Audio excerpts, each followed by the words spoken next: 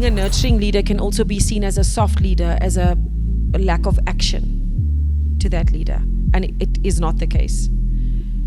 And so I can't influence everyone's response about me and the way I lead or the things I do, but I will still, my intention is good. My intention is pure. I want to be a nurturing leader. I'm not going to change that to just fit in every mold. Because what I could have done is really change the type of person I was and say to people, just do this because I said so. Oh, but why? What? No, because I said so, because I'm the boss. And I wasn't prepared to do that because that's away from my personal brand. From being a nurturing leader, a leader who cares, a leader with compassion. Fix themselves. So do not be afraid to speak up and challenge people in a respectful manner, in any setting. Not just an interview, any setting. So what if now I applied in this job, I did the test, I went to the interview, and now, okay, I'm rejected, right? I'm seeing, okay, weeks and weeks have gone. So you applied, let's go back. You applied online for the role. You were never shortlisted and called for an interview. I was. Okay. I did the test, I did You did the psychometrics, you did everything. And they just quiet. Sure. You have every right to reach out. Okay. One, start by sending an email. Hi Keho, I interviewed with you 3 weeks ago for a head of procurement role. It's been 3 weeks post the assessment and interview, and I still have not heard anything from you. Do you perhaps have any feedback for me? Kind regards. Like it's an interview and see who scores the highest. So like, how does it work? So it depends on the learnerships, right? Engineering learnerships will not take you if you have not achieved 65% in maths and science and what. They won't, because they know who they're looking for. In some way or another, your company will get disrupted.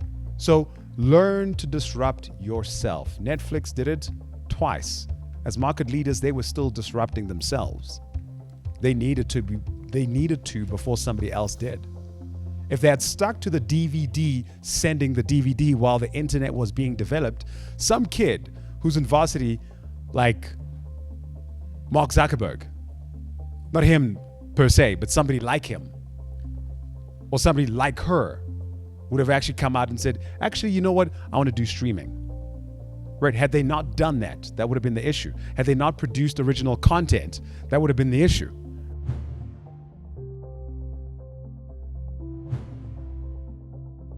So when you connect with this person on LinkedIn and that person on LinkedIn, they're seeing all the people you connected to as well, to a large extent. And they're seeing the things that you're commenting on, and they're seeing people comment on your posts and everything, and they go, okay, as a result of that, I'd like to connect with so-and-so. And that's the beauty of networking. It's not just what you can get out of it. It's what you can pass on as a result.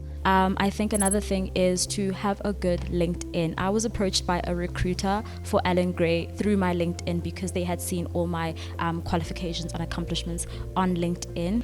So do your best to make sure that you are communicating yourself effectively, warmly, effusively, so they're accepting that. Don't really be aggressive in your elevator pitch. This isn't an elevator bullying session. This is hey, this is who I am and this is what I'm about. But when the recruiter is looking at the CV, he's like, okay, this guy, he actually helped 100 students, I don't know, do XYZ. So okay, this guy is able to get stuff done, right? But if you say it in a whole paragraph, it gets lost. So to highlight what you have done, even if it's limited experience, highlight the impact in what you have done. And then when you're meeting people, just be yourself. So a very important part is actively listening. So you don't listen to respond, you need to listen to understand. And being very receptive and open to learning from those around you, especially those who have done it for some time. So from my side, I would say being authentic. So authenticity, and then being yourself, be genuine, right? If you're not sporty, don't feel like the need that you need to say that you go play golf and, like you play sports or whatever, right? Just be yourself. So be authentic and don't lie about something that you're not.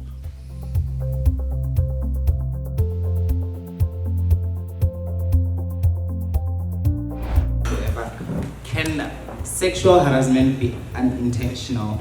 And what do you do in a situation where you are the supposed harasser but you didn't mean to harass someone? you know your colleagues, you know the person, so you also need to use your discretion when it comes to that. You need to check, has this happened before? Is it a constant thing? So if it's something that is happening continuously, and maybe, for example, there are other colleagues that have had the same complaint about that particular person, even if not other people are involved, because most people, they don't speak out about these things. Even if they do it like, with HR department or with their supervisors. So you must just look at the occasions of when that particular time you felt like it's harassment. How often has it happened? Did it look pervasive? So I think in instances like that, you just use your discretion and see. So not everything that's going to happen around you is harassment. So you need to be very, very emotionally intelligent. It doesn't come with school. It also comes with persona. Who are you? It also comes with a background, So certain things where you find our parents say, okay, do this, do that. Tap into that, because it's going to go with you a mile in life. Okay, so think about the roles that you currently have, okay? But also think about the roles that maybe you're not spending enough time in. So maybe you want to grow personally, and maybe you're not spending time on personal development, but that's important to you. Am I making sense? So we're looking to open our recruitment program here at Wits over the next couple of weeks. To bring in interns, folks that are interested in learning about finance, learning about investment banking, learning about M&A across the continent. And also something I've learned not only from today's session, but throughout the workshop is the fact that even though you're studying something, it doesn't mean you can only venture. For example, if you're studying medicine, it doesn't mean you have to be a doctor at the end of the day. It's not set in stone that after I do this, I'm going this direction. It's very possible to branch out with the degree you have. I think I've learned to be more comfortable, more confident, and not to just network, wait for an in-person kind of setting to network. You can also do it online. I think also what I learned was, I forgot which speaker it was, but he also mentioned that networking isn't something that just happens during a short period of time. Sometimes it takes almost like 10 years for something to manifest. But also, networking doesn't just come from a person who's already a CEO. It could be someone that's just sitting in front of you. You just got to talking to them. Next thing you know, this person's in a very powerful position and can just help you out.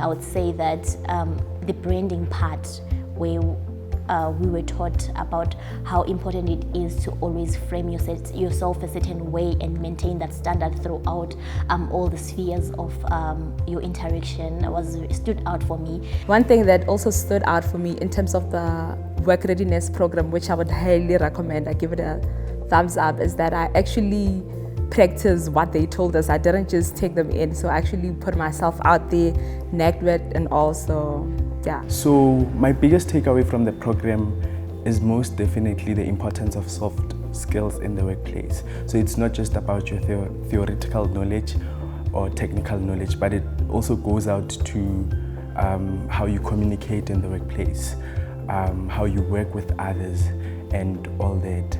And I can most definitely recommend this program to anyone, as it will help students particularly to transition from being students to professional.